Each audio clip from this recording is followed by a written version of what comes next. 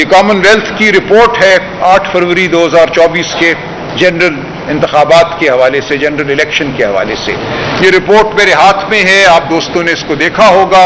کچھ گزارشات اس رپورٹ کے حوالے سے کریں گے کہ یہ کہتی کیا ہے۔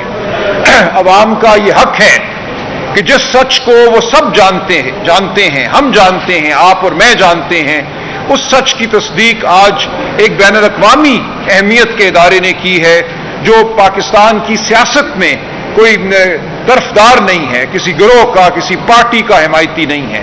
یہ ایک غیر جانبدار بین الاقوامی ادارے کی جانب سے پی ٹی آئی کے موقف کی بھرپور توثیق ہے۔ اس کے بعد یہ پورا نظام اب بالکل برہنہ ہو کر پوری قوم کے سامنے بلکہ پوری دنیا کے سامنے کھڑا ہے۔ 8 فروری 2024 کو پاکستان کے انتخابی عمل پر ایک حملہ ہوا تھا۔ اس حملے کو پوری دنیا نے دیکھا ہے اور آج پوری دنیا مان رہی ہے کہ آج پاکستان کا نظام حکومت جھوٹ اور فریب پر کھڑا ہے۔ اس رپورٹ کی اچھی بات یہ ہے کہ شروع میں 3-4 صفحات میں ایک ایگزیکٹو سمری ہے، یعنی کہ خلاصہ ہے۔ اگر کوئی 100 صفحوں کی رپورٹ کو نہ بھی پڑھ سکے تو پہلے جو 4 صفحے ہیں جن میں ایگزیکٹو سمری دی گئی ہے وہی بہت کافی ہیں۔ میں اس ایگزیکٹو سمری سے تھوڑا سا آگے بڑھ کر آپ کی توجہ مبذول کراؤں گا اس رپورٹ کے صفحہ 94 کی جانب۔ یہ صفحہ نوٹ کر لیجئے، 94 صفحہ 94۔ اس صفحے پہ 2 پیراگراف ہیں۔ یہی 2 پیراگراف بہت کافی ہیں 8 فروری کے فراڈ کو ظاہر کرنے کے لیے۔ ایک پیراگراف کا عنوان ہے irregular vote totals on form 45، یعنی کہ جو فارم 45 سامنے آئے ہیں جن کو الیکشن کمیشن نے اپنی ویب سائٹ پہ آویزاں کیا ہے۔ آج بھی آپ جائیں، اس رپورٹ کے بعد شاید وہ ہٹا دیں، لیکن آج دن تک الیکشن کمیشن آف پاکستان کی آپ ویب سائٹ پہ جائیں تو وہاں آپ کو ہر حلقے کے وہ فارم 45 مل جاتے ہیں جن کی بنیاد پہ الیکشن کا نتیجہ مرتب کیا گیا ہے۔ ان فارمز پہ آپ کو کاٹ چھانٹ نظر آئے گی، ان فارمز پہ آپ کو اوور رائٹنگ نظر آئے گی کہ ایک ہندسہ اگر 1 تھا تو اس کو 9 بنا دیا گیا ہے، اگر 7 تھا تو اس کو 700 بنا دیا گیا ہے۔ یہ سب کچھ آپ وہاں جا کر دیکھ سکتے ہیں۔ کامن ویلتھ کی تحقیقاتی ٹیم نے جب ان فارمز 45 کا مشاہدہ کیا تو ایک بات جو کھل کر سامنے آئی وہ بیان کرتے ہیں اپنے صفحہ 94 میں، اور میں پڑھ دیتا ہوں۔ In several constituencies, the group reviewed documentation that suggested that Forms 45 may have been altered to change the total number of votes received by candidates, and that these altered forms were used to compile the tabulated results on Form 47, resulting in some candidates being illegally returned as elected. The group was informed that in many cases the Forms 45 submitted to the RO differed from the copies of Forms 45 received at the polling station by agents of independent candidates and other party agents. In addition, the group reviewed documentation that appeared to show that a significant number of Forms 46 had been altered. دیکھیں وہ کیا کہہ رہے ہیں؟ وہ کہہ یہ رہے ہیں کہ جو امیدواروں کو Form 45 دیے گئے وہ فارم 45 جو ان کے پولنگ ایجنٹس کو دیے گئے ان میں اور جو فارم 45 الیکشن کمیشن نے آویزاں کی ہیں اپنی ویب سائٹ پہ ان میں نمایاں فرق ہے، اور اس فرق کی وجہ سے وہ امیدوار انڈیپینڈنٹ امیدوار، جیسا کہ آپ جانتے ہیں پی ٹی آئی کے امیدواروں کو انڈیپینڈنٹ یعنی کہ غیر جانبدار امیدوار قرار دیا گیا تھا، ان کو ہرایا گیا ہے اس طریقے سے۔ ساتھ ہی وہ یہ کہتے ہیں کہ فارم 45 اور فارم 46 کے درمیان بھی نظر آیا کہ رد و بدل کیا گیا ہے۔ اب فارم 46 کیا ہوتا ہے؟ یہ بہت اہم بات ہے۔ دیکھیں فارم 45 پہ ایک پولنگ سٹیشن پہ جتنے بھی امیدواران تھے ان کے جو فردن ووٹ ہیں وہ لکھے جاتے ہیں کہ امیدوار الف کو کتنے ووٹ پڑے، بے کو کتنے پڑے اور تے کو کتنے پڑے۔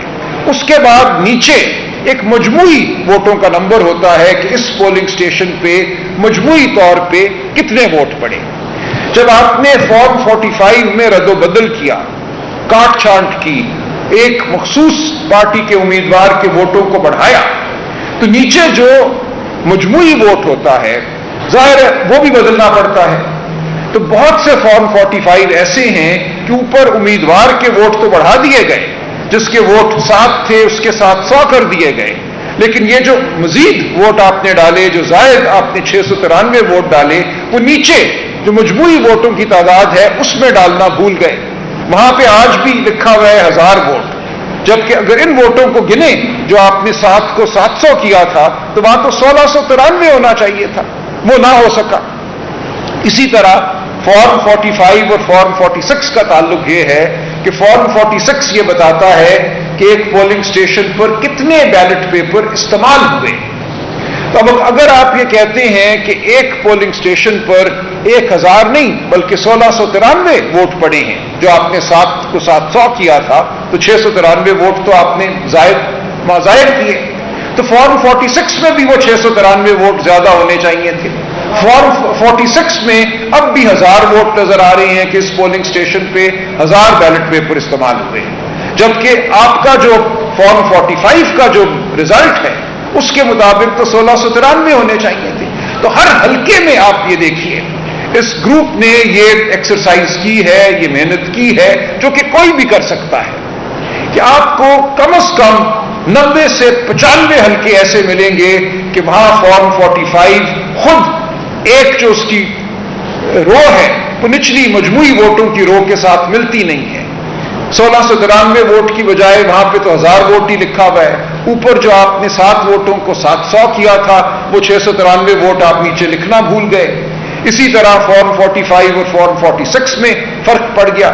وہاں پہ ابھی بھی 1000 ووٹ لکھے ہوئے ہیں کہ 1000 بیلٹ پیپر استعمال ہوئے یا 1002 ہوئے، 2 اگر ضائع بھی ہو گئے، لیکن وہاں تو 1693 ہونے چاہیے تھے. تو یہ چیز اتنی واضح ہے کہ کوئی بھی آنکھ رکھنے والا، ذہن رکھنے والا شخص اس کو دیکھ کر یہ کہے بغیر نہیں رہ سکتا کہ اس الیکشن پر حملہ ہوا ہے.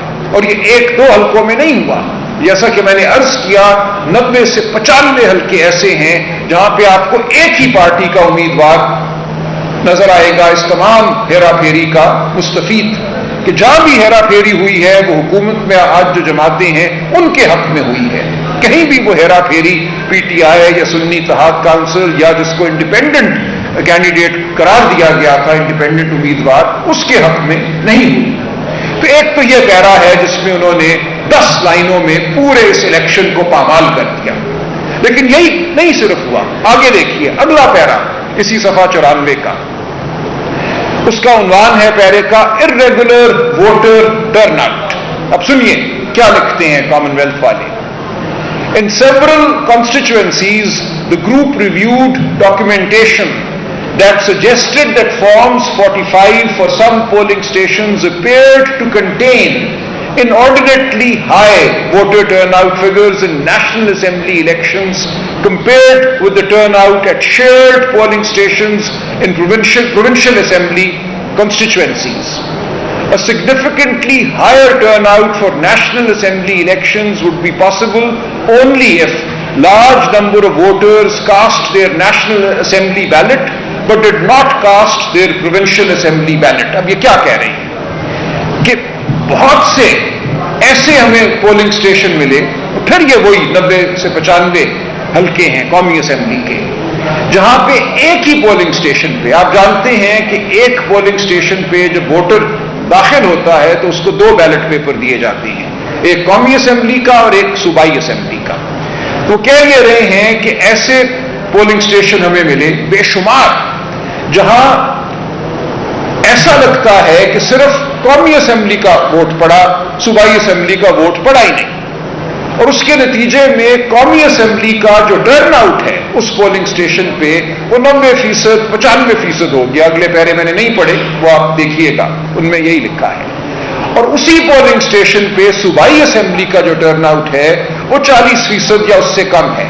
وہ کہتی ہے ناممکن ہے، ایسا نہیں ہوتا کہ ایک ووٹر ایک پولنگ سٹیشن میں جائے اور وہ کہ میں نے صرف نیشنل اسمبلی کا ووٹ ڈالنا ہے، میں نے صوبائی اسمبلی کا ووٹ ہی نہیں ڈالنا.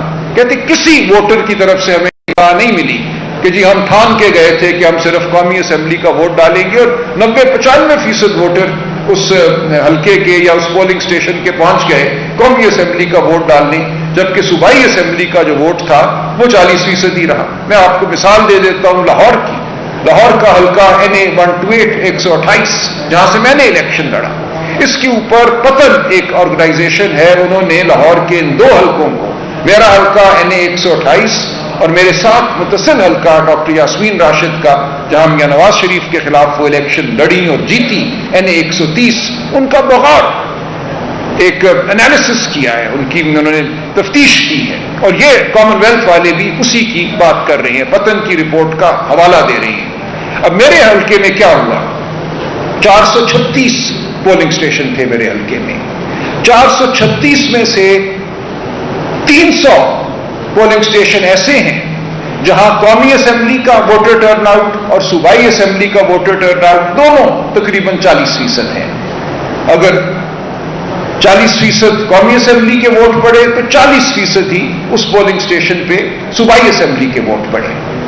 130 پولنگ اسٹیشن ایسے ہیں جہاں قومی اسمبلی کا ٹرن آؤٹ، یہ میرے حلقے کی بات ہے لاہور NA 128، 90 سے 95% ہے، اور انہی پولنگ اسٹیشنز پہ صوبائی اسمبلی کا ٹرن آؤٹ 40% سے کم ہے، اور یہی صرف وہ پولنگ اسٹیشن ہیں جہاں مجھے ہارا ہوا دکھایا گیا ہے۔ تو اب آپ سوچئے باقی پورے لاہور میں ان ٹرن آؤٹ اسی طرح ہے، مجموعی طور پر بھی ٹرن آؤٹ پورے ملک کا یہی تھا 40-41%۔ تو مخصوص پولنگ اسٹیشنز پہ جہاں ٹرن آؤٹ 90% 95% کیا گیا، اور وہاں جو منظور نظر جماعتیں ہیں، جو حکومت میں اس وقت جماعتیں ہیں، ان کے امیدواروں کو 100 110 120 130 پولنگ اسٹیشنز پہ جتوا کر پورے حلقے کا رزلٹ جو ہے وہ تبدیل کر دیا گیا۔ اب میرے حلقے میں میرے 1,60,000 ووٹ تو مانتا ہے الیکشن کمیشن، لیکن میرے مد مقابل کے ووٹ 1,73,000 میاں نواز شریف کے، میاں شہباز شریف کے ووٹوں سے بھی زیادہ ووٹ ہیں، وہ بنا دیے، اور وہ ووٹ بنانے کے لیے 130 پولنگ اسٹیشنز پر ان کو قومی اسمبلی کا ٹرن آؤٹ 90% سے زیادہ کرنا پڑا، اور انہی پولنگ اسٹیشنز پہ پروونشل اسمبلی کا ٹرن آؤٹ 40% سے کم ہے۔ تو یہ وہ حقیقت ہے جس کا اظہار کامن ویلتھ کی یہ رپورٹ کر رہی ہے کہ یہ ایک حلقے میں نہیں ہوا، پھر وہی 90 سے 95 حلقوں میں یہ ہوا ہے۔ اب یہ ایسی حقیقت ہے جو الیکشن کمیشن کی ویب سائٹ پہ کل تک موجود تھی، آج کا مجھے نہیں پتا۔ کوئی بھی اگر وہاں جاتا اور الیکشن کمیشن کی ویب سائٹ پہ کسی بھی حلقے کے پولنگ اسٹیشنوں کو دیکھتا کہ کیا قومی اسمبلی اور صوبائی اسمبلی کے ووٹ برابر ہیں، کیا ان میں 40 اور 95% کا فرق ہے کہ قومی کے 95% پڑھ رہے ہیں، صوبائی کے 40 پڑھ رہے ہیں، تو یہ بات پکڑ لی ہے کامن ویلتھ کی اس رپورٹ میں۔ اب یہ رپورٹ دنیا کے ہر دارالحکومت میں جو متعلقہ افسران ہیں ان کے سامنے ہے۔ اب آپ مجھے بتائیے کہ اس رپورٹ کے بعد اس نظام کی کیا عزت رہ گئی، کیا وقت رہ گئی؟ اس نظام سے منسلک لوگ جب کسی بھی دارالحکومت میں اتریں گے اور کہیں گے کہ ہم پاکستان کی نمائندگی کرتے ہیں، تو پاکستان کے پتھروں کی نمائندگی کرتے ہیں یا وہ پاکستان کے جیتے جاگتے عوام کی نمائندگی کرتے ہیں؟ عوام کی نمائندگی تو وہ نہیں کرتے، وہ پاکستان کے پتھروں کی نمائندگی بھی نہیں کرتے، کیونکہ یہ دھرتی پاکستان کے عوام کی دھرتی ہے، خدا تعالیٰ کی تفویض کردہ امانت ہے، جس کے ضامن پاکستان کے لوگ ہیں، جن کا ووٹ اس دھرتی پر اللہ تعالیٰ کے حکم کو رائج کرتا ہے۔ تو یہ ہوا 8 فروری 2024 کو پاکستان کے عوام کے خلاف ایک حملہ ہوا، ان کی آواز کو چھینا گیا، آپ کی میری آواز کو چھینا گیا، پاکستان کے لوگوں کو دھتکارا گیا، حقیر جانا گیا، ان کو معزول کیا گیا اس منصب سے جو خدا تعالیٰ نے ان کو دیا ہے۔ ہمارا آئین یہ کہتا ہے کہ یہ مملکت خداداد وہ مملکت ہے جس پہ ساورینٹی، اقتدار اعلیٰ اللہ تعالیٰ کی ذات کا ہے، لیکن اس اقتدار اعلیٰ کے ضامن پاکستان کے عوام ہیں جو اپنے ووٹ کے ذریعے اس دھرتی پر حکومت قائم کریں گے۔ یہ ہمارے آئین کا پہلا جملہ ہے۔ جب آپ ووٹ کو پامال کرتے ہیں، ووٹ کو رد کرتے ہیں، تو آپ آئین میں جو اللہ تعالیٰ سے ہم نے وعدہ کیا ہے اس کو پامال کرتے ہیں۔ اس لیے میں ہر روز یہ کہتا ہوں، جب بھی بات کرتا ہوں، کہ آج یہ نظام صرف جھوٹ کا نظام نہیں ہے، یہ کفر کا نظام ہے۔ آپ جب ووٹ پر حملہ کرتے ہیں تو آپ آئین کو پامال کرتے ہیں، آپ اللہ تعالیٰ سے ہمارے وعدے کو پامال کرتے ہیں، اس میثاق کو بھی پامال کرتے ہیں جس کا نام ہے آئین پاکستان۔ تو آج پوری دنیا آپ کو یہ بتا رہی ہے، آپ کو آئینہ دکھا رہی ہے کہ آپ نے اپنے آئین پر حملہ کیا ہے، اپنے عوام پر حملہ کیا ہے، اس میثاق پر حملہ کیا ہے جو پاکستان کے عوام اور اللہ تعالیٰ کی ذات کے درمیان ہے۔ تو یہ ایک شرم کا مقام ہے، لیکن یہ ایک ایسا لمحہ ہے جب پاکستانی قوم کو جان لینا چاہیے کہ پوری دنیا آج ان کے ساتھ کھڑی ہے، پوری دنیا جانتی ہے کہ ان کے ووٹ کو، ان کی آواز کو، ان کے وجود کو پامال کیا گیا ہے۔ لہذا آج اگر کوئی کہتا ہے کہ ہم آئین میں ترمیم کریں گے، ہم 26ویں کے بعد 27ویں ترمیم لائیں گے، تو وہ مذاق کرتا ہے۔ انہیں ایک کاما فل سٹاپ آئین پاکستان میں تبدیل کرنے کا استحقاق نہیں ہے۔ جب تک اس فراڈ کو ختم نہیں کیا جاتا، ہم کسی آئینی ترمیم کو نہیں مانیں گے۔ پاکستان کے عوام اس آئین کے رکھوانے ہیں، ہم اس آئین کو بحال کریں گے اس کی اصلی شکل میں۔ 26ویں آئینی ترمیم کا جو بدنما داغ اس آئین پر لگایا گیا ہے، اس داغ کو ہم دھوئیں گے۔ یہ ہمارا آپ سے وعدہ ہے، آپ کو، مجھے، ہم سب کو اپنی عزت نفس کی خاطر کھڑا ہونا ہے اور اس فراڈ کو ہمیں رد کرنا ہے۔ تو یہ آج میں یہ سمجھتا ہوں، اور آج کے بعد آنے والے ہر دن ہمیں یہی عہد کرنا ہے کہ ہم ایک محکوم قوم نہیں ہیں، ہم نے اس فراڈ زدہ نظام کو نہیں ماننا۔ تو میری آپ سے یہی گزارش تھی۔ آج اس کامن ویلتھ رپورٹ کے حوالے سے آنے والے دنوں میں مزید اس حوالے سے انشاءاللہ معروضات پیش کریں گے۔ اب جو دوسرا معاملہ ہے وہ میں سمجھتا ہوں اتنا ہی اہم ہے۔ ہم کیوں جمہوریت کا تقاضا کرتے ہیں؟ ہم کیوں کہتے ہیں کہ پاکستان کے عوام کی منشا کے مطابق حکومت قائم ہونی چاہیے؟ کیونکہ جب پاکستان کی عوام کی آواز کو دبایا جاتا ہے تو نتیجہ وہی ہوتا ہے جو پاکستان میں ہوا ہے۔ 78 سال سے پاکستان میں نہ صحت غریب کو ملتی ہے، نہ تعلیم غریب کو ملتی ہے۔ آج اس خطے میں بھی اگر آپ دیکھیں تو پاکستان کے عوام کی صورتحال بدترین ہے۔ ہمارا موازنہ اگر آپ بھارت سے کریں، بنگلہ دیش سے کریں، سری لنکا سے کریں تو ہماری صورتحال کہیں ابتر ہے۔ 15 سال کی عمر میں 40% بچے سٹنٹڈ ہیں، یعنی کہ ان کا جسم اور ان کا دماغ ان کی عمر کے لحاظ سے کمتر ہے۔ 15 سال کے بچے کا دماغ اور جسم 10 سال کے بچے کا ہے۔ 15 سال کی عمر کے بچوں کو آپ دیکھیں تو 60% بچے ایسے ہیں جو ایک پیرا پڑھ نہیں سکتے، جو کسی بھی اسکول میں نہیں جاتے، کسی مدرسے، ووکیشنل ٹریننگ کہیں بھی نہیں جاتے۔ تو یہ ہے نتیجہ جب آپ ایک غیر نمائندہ حکومت قائم کرتے ہیں، جب آپ ایسے لوگوں کو اقتدار دیتے ہیں جن کے دل میں عوام کا درد نہیں ہوتا۔ تو پاکستان کی جو صورتحال آج ہے وہ اس لیے ہے کہ پاکستان میں کبھی بھی عوام کی آواز کو پنپنے نہیں دیا گیا۔ جو حکومت ہے، جو نظام ہے، وہ ہمیشہ عوام دشمن رہا ہے ماسوائے چند سالوں کے۔ ہر چند سالوں کے بعد ہمارے نظام پر حملہ ہوا ہے، عدالتوں کو محکوم کیا گیا ہے، پارلیمان کو مفلوج کیا گیا ہے، اور اس کا نتیجہ ہمارے سامنے ہے۔ آج نہ صحت میسر ہے، نہ تعلیم میسر ہے۔ دیکھیں، یہ جو فارم 47 کی اسمبلی قائم ہوئی، آپ نے دیکھ ہی لیا، کامن ویلتھ نے بھی تصدیق کی کہ ایک فراڈ کی بنیاد پر قائم ہوئی۔ پہلا قانون جو انہوں نے آتے ہی پاس کیا وہ کیا تھا؟ انہوں نے الیکشن ایکٹ 2017 میں ترمیم کی۔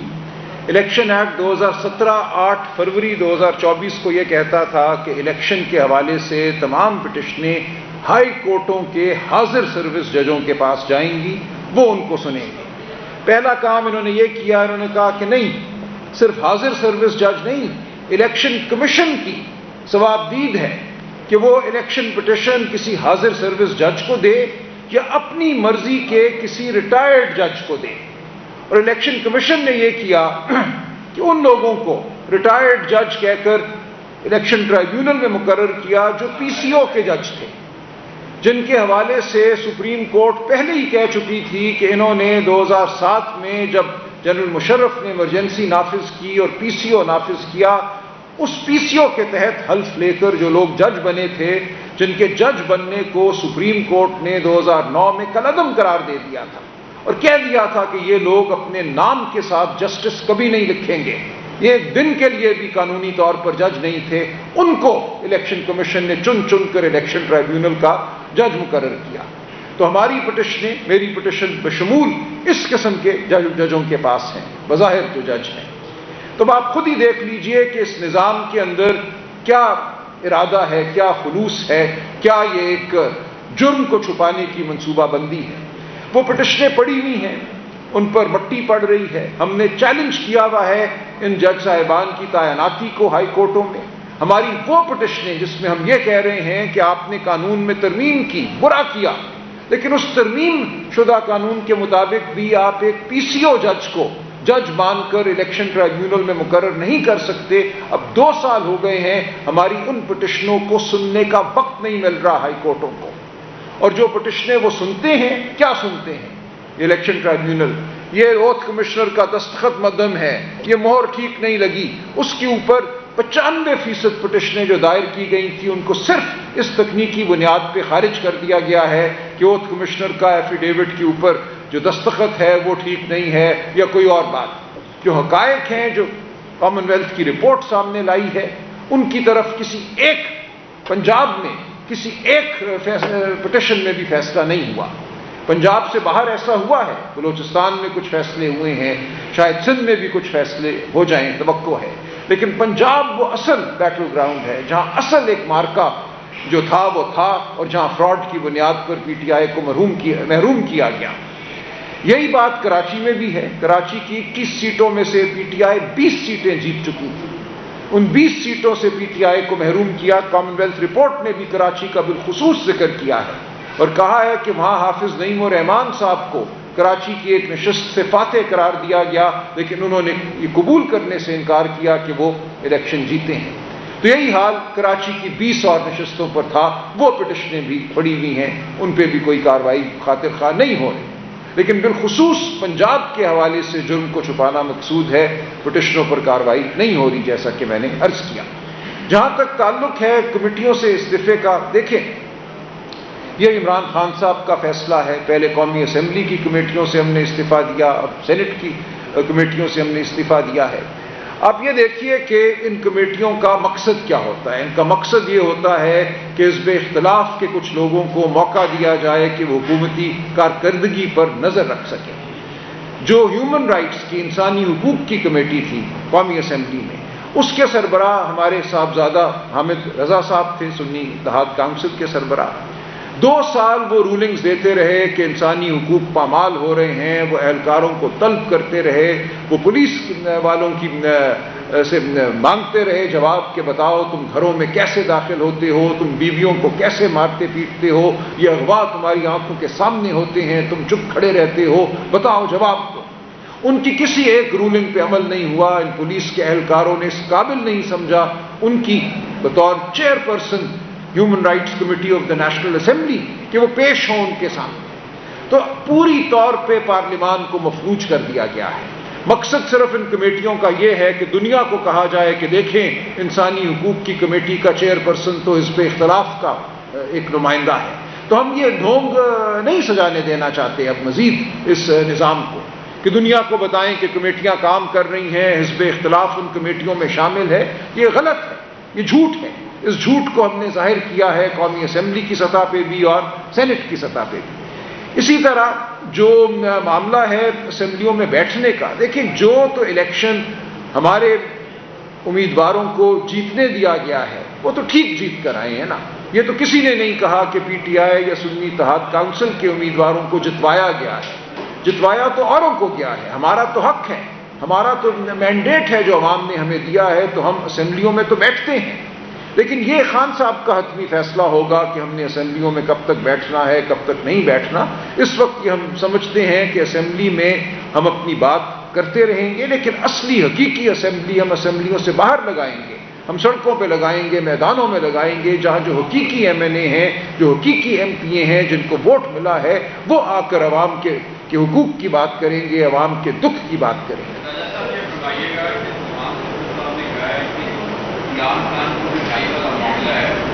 سیاسی طور پہ ٹھیک کیا جا سکتا ہے، سیاسی طور پہ نہیں پائے جا سکتے ہیں، قانونی طور پر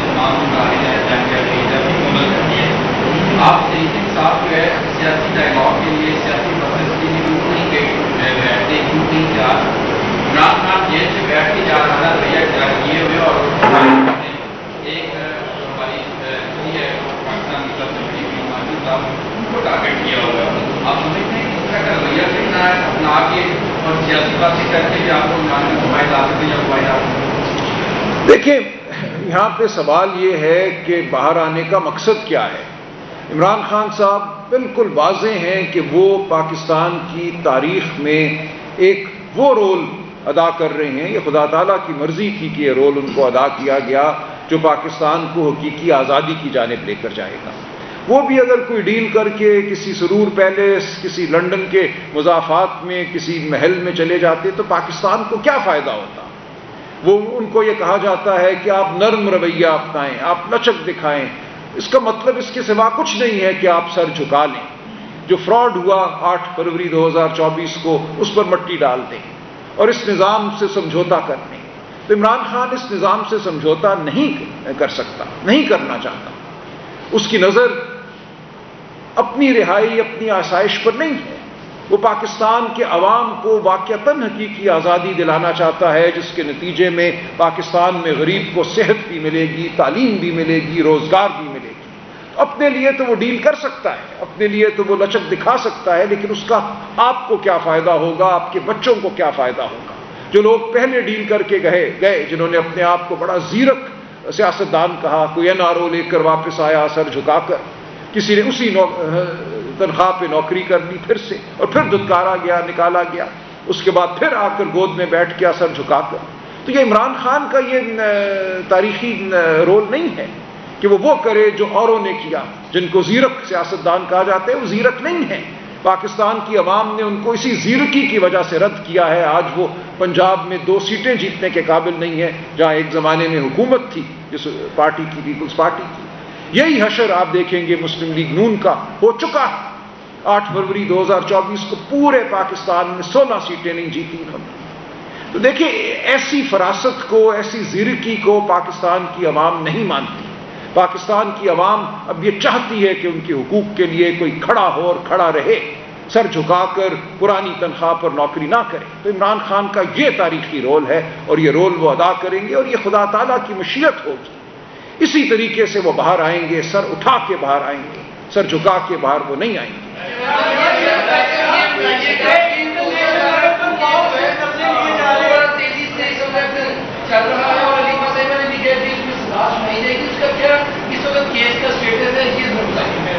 دیکھیں کیا اسٹیٹس ہے یہ مقدمے جس طرح چل رہے ہیں. کامن ویلتھ رپورٹ نے بھی یہ لکھا کہ 8 فروری سے پہلے جس طرح 4 دنوں میں 3 مقدمات میں خان صاحب کو سزا سنائی گئی اس کو ایک مذاق قرار دیا ہے کامن ویلتھ رپورٹ نے. تو مزید اگر کسی مقدمے میں سزا ہوتی ہے تو کوئی اس میں حیرت کی بات تو نہیں ہوگی, ہو جائے گی. بظاہر یہی لگتا ہے کہ القادر ٹرسٹ جس مقدمے کو کہا جاتا ہے اس کی اپیل اب آپ جانتے ہیں اس میں جو سزا معطلی کی درخواست ہے پچھلے 7-8 مہینوں سے وہ اسلام آباد ہائی کورٹ کے سامنے ہے, اس کو نہیں سنا جا رہا. اب اس کو سننا پڑے گا بالآخر, اور جس دن بھی وہ مقدمہ عدالت پہ سنا گیا آپ دیکھیں گے کہ اس مقدمے میں کچھ بھی نہیں ہے, وہ ایک مذاق ہے. نہ ریاست کو ایک پیسے کا نقصان ہوا, نہ عمران خان یا بشرا بی بی کو ایک پیسے کا فائدہ ہوا. اس مقدمے نے ڈھیر ہونا ہی ہے. تو ان کی کوشش ہے کہ اس درخواست کی سنوائی سے پہلے توشہ خانہ والے مقدمے میں خان صاحب کو سزا دلوا دیں تاکہ وہاں پہ اگر سزا معطل ہوتی بھی ہے تو خان صاحب اس مقدمے کی سزا کی وجہ سے جیل میں رہے. تو یہ بات ہمیں سمجھ آتی ہے. ہم لڑتے رہیں گے, اس جھوٹ کو, اس فراڈ کو ہم قوم کے سامنے رکھتے رہیں گے. جی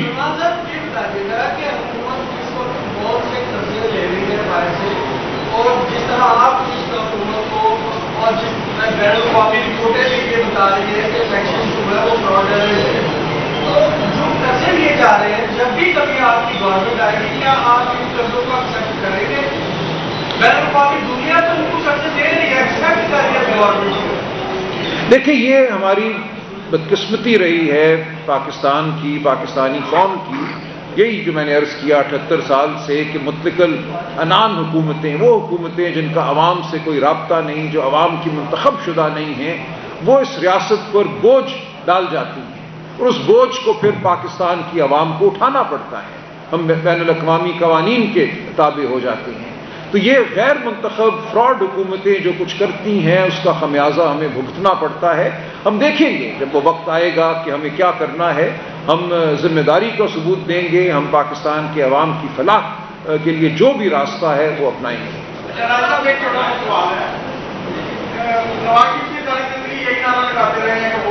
ساری زندگی نہیں، 6 مہینے لگایا تھا.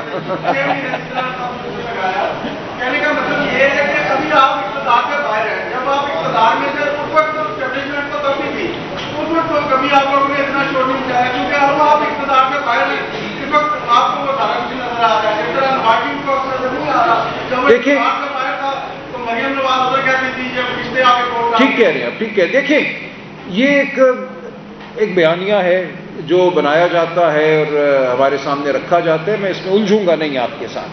میں آپ کو صرف اتنا کہنا چاہتا ہوں کہ عمران خان نے اگر کوئی ڈیل کرنا ہوتی، اس جبر کے نظام کے ساتھ سمجھوتا کرنا ہوتا تو وہ اور بشرا بی بی یہ 2 سال کا عرصہ جیلوں میں نہ گزارتے. جن حالات میں خان صاحب کو رکھا گیا ہے اور بالخصوص بشرا بی بی کو رکھا گیا ہے وہ ایسے حالات ہیں کہ منصوبہ سازوں کا خیال تھا یہ ٹوٹ جائیں گے. رانا ثناء اللہ بھی یہ ماننے پر مجبور ہے کہ خان صاحب نے جیل میں ایک شاندار اننگز کھیلی ہے. کسی مصیبت نے ان کو نہیں توڑا. ان کا خیال تھا کہ یہ ایک ناز و نام میں پلا شہزادہ ہے، لیکن شہزادے نے جیل میں یہ ثابت کیا کہ وہ ایک جری جنگجو ہے. وہ ہر مصیبت کو سہ سکتا ہے. اس کی بیوی نے بھی یہ ثابت کیا ہے.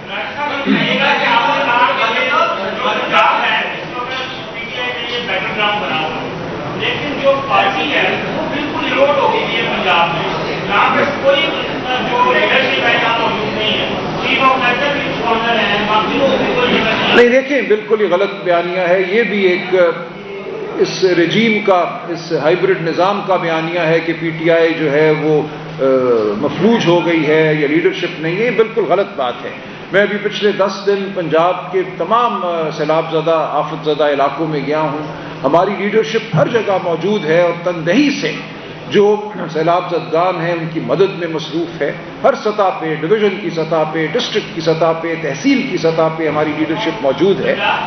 بالکل پنجاب کی سطح پہ بھی موجود ہے. دیکھیں اگر آپ ناحق کسی کو سزا دیتے ہیں، ہمارے leader of the opposition Malik Ahmad Khan Bhachar صاحب کو 10 سال کی سزا دی گئی ہے ناکردہ جرم کے حوالے سے، اسی طرح عالیہ حمزہ بی بی کو، دیگر لوگوں کو، تو ظاہر ہے یہ ایک اس عدالتی نظام کو استعمال کیا جا رہا ہے سیاسی حربے کے طور پہ. لیکن اس سے پارٹی کی جو طاقت ہے یا پارٹی کی جو ایک اندرونی ساخت ہے اس پر کوئی اثر نہیں پڑتا. کوئی بھی ایسا نہیں ہے کہ وہ انڈسپینسیبل ہو.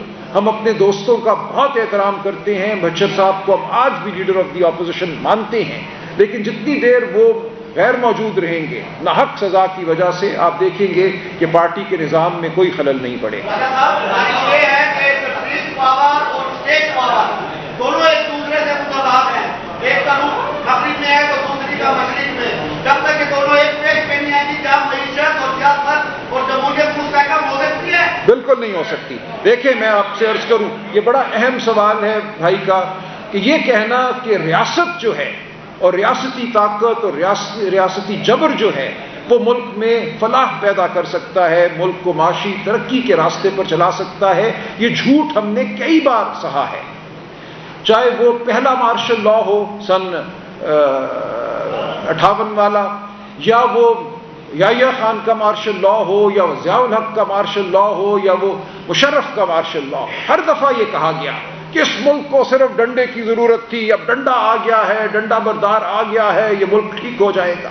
یہ ملک ہر مارشل لا کے دور کے بعد، ہر ایسے دور کے بعد جس میں آئین اور قانون کو پامال کیا گیا، پیچھے گیا ہے، یہ کمزور ہوا ہے. اگر آپ 60 کی دہائی کو دیکھیں، اس وقت کی تقریریں دیکھیں تو بالکل آپ کو لگے گا کہ آج جو تقریریں کی جا رہی ہیں وہ اسی کی کاپی ہیں ہو بہو. یہ کہا گیا کہ اب یہ ایک ڈیکیڈ آف ڈیولپمنٹ ہے، یہ 10 سالہ منصوبہ ہے جو پاکستان کی تقدیر کو بدل دے گا. اس کا نتیجہ کیا ہوا کہ ملک تو لخت ہو گیا. آپ اگر ضیاء کے دور حکومت کو دیکھیں تو یہ کہا گیا کہ اب یہاں فراوانی ہوگی، ہم تو امریکہ کے بہت ہی قریبی اب ساتھی بن گئے ہیں، یہاں ڈالروں کی بوچھاڑ ہے. کیا نتیجہ ہوا؟ ملک میں کلاشنکوف کلچر پیدا ہوا، ملک میں منشیات پیدا ہوئی، ملک کا نوجوان در بدر ہو گیا. کراچی ایک خون آمیز ایک بستی بن گیا جہاں کسی کی جان مال محفوظ نہیں تھی. پورے ملک میں یہ ایک دہشت گردی کا جو افریت ہے یہ پیدا ہوا. لوگ بندوقیں لے کر کلاشنکوف لے کر ہر جگہ پھرے اور آج دن تک ہم اس بات کو سہ رہے ہیں.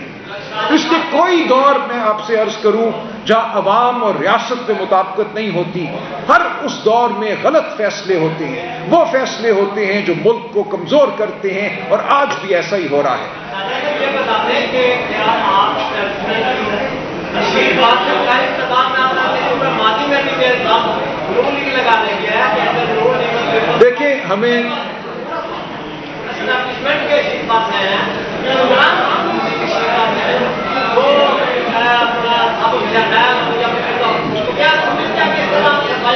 دیکھیں